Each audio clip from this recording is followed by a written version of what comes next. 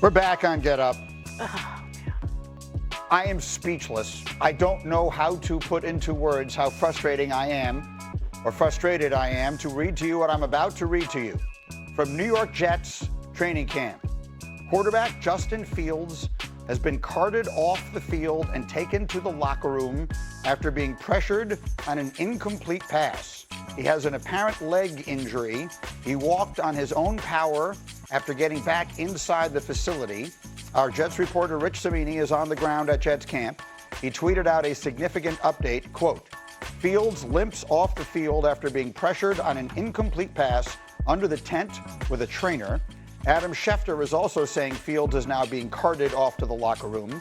The tone of all of the tweets that I am seeing from the people who are there make it sound like this is something bad. And I turn to others to speak on my behalf because, quite candidly, if I were to speak right now, I don't know how well that would go for anyone. It is the first freaking day of practice, and Justin Fields, they're not even in pads, and Justin Fields is being carted off the field as I have been touting all this time. This is going to go so well. The Jets are so much better than everybody thinks they're going to be. And all of a sudden, Justin Fields is being carted off the field at a practice.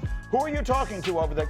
Get on the phone and find out what's happening. I could leave the show now and go. How am I supposed to react to this? Listen, you always want to treat injuries as serious. This just happened, so even the reporters on the field don't know. Aaron Glenn is probably not going to give us much information, but the problem is within the Jets as a fan base. It's like we can never have anything. See, there's like a pall over this entire studio right now. Harry. So the first thing I would say, I hope and I pray Justin Fields is going to be okay. And it's not significant.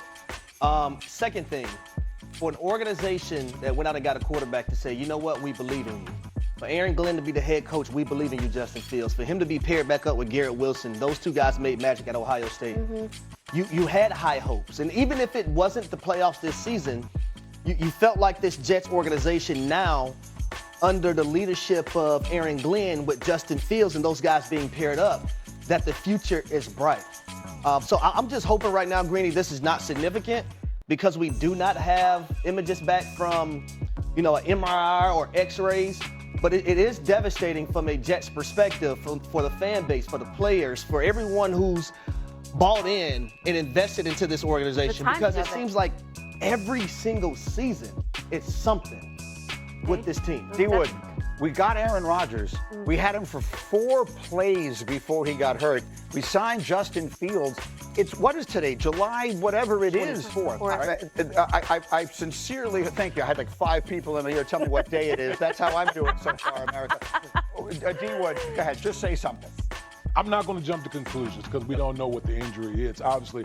I think that the biggest thing you take away from this is like coming into training camp, there was so much goodwill that the Jets organization, had because you go out there, you sign your 2 foundational players in Garrett Wilson and Sauce Gardner. They have been doing things the right way. You haven't hardly heard a peep from the Jets organization because that was by design with Aaron Glenn. And then obviously early on in training camp, you get, what could quite possibly be a significant injury to your starting quarterback. Here's why you're optimistic about the Jets.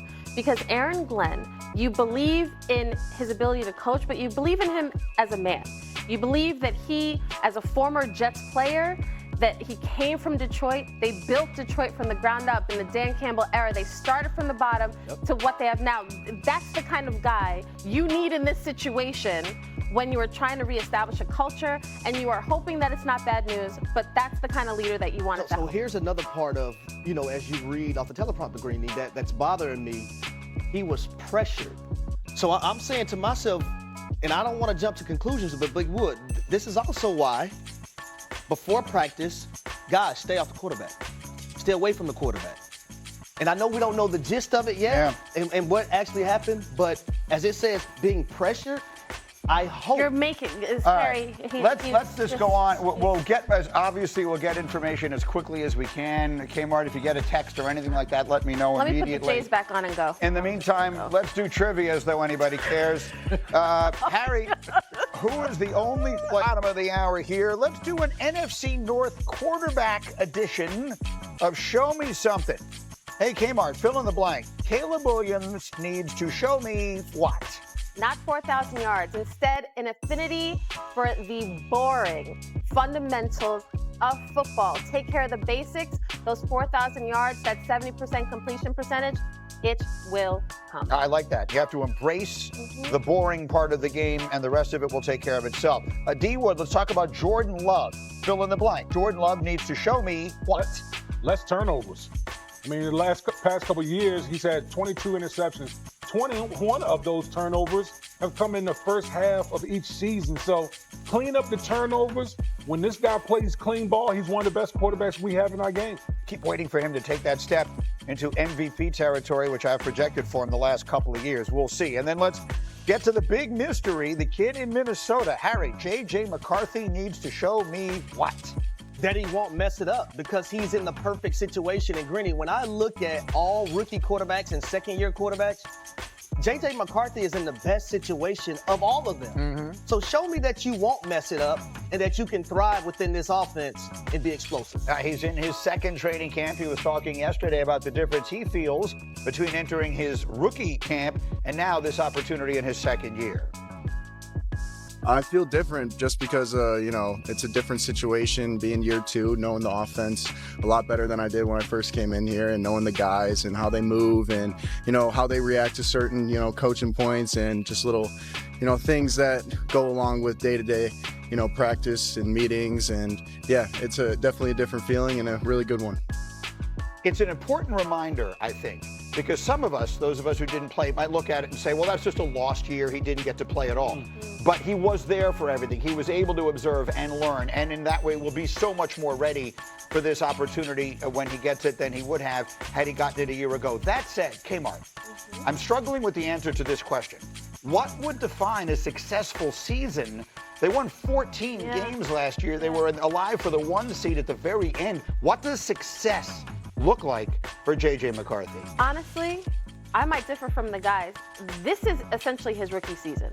So the same with Caleb Williams. It's like, I want to temper expectations. I know people want to just plug in J.J. McCarthy and say, if you don't get us to the playoffs and to the first round and get a playoff win, then we should have kept Sam Darnold. I don't think that is fair. I love the fact that he was able, despite not playing last year, he was able to watch, still get to soak up the game and get the mental reps. But we got to also preach a little bit of patience for him. I think a successful season, if they are competitive. See, that's what Harry I mean. is skeptical. I can't make that face, but I have to look. Let me try it. I get it. Oh my gosh. I don't know. I'm with you. Go ahead, tell her. Yeah, the patience was last season.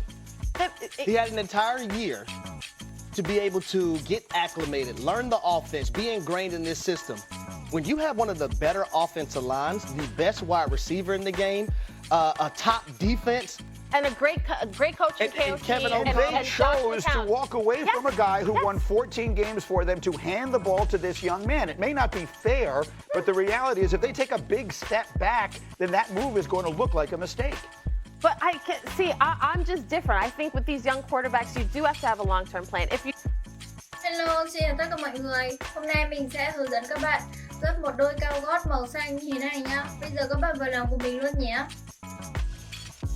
Rồi, ok. Để bắt đầu vào làm thì các bạn sẽ chuẩn bị cho mình những dụng cụ như sau. Ở đây mình có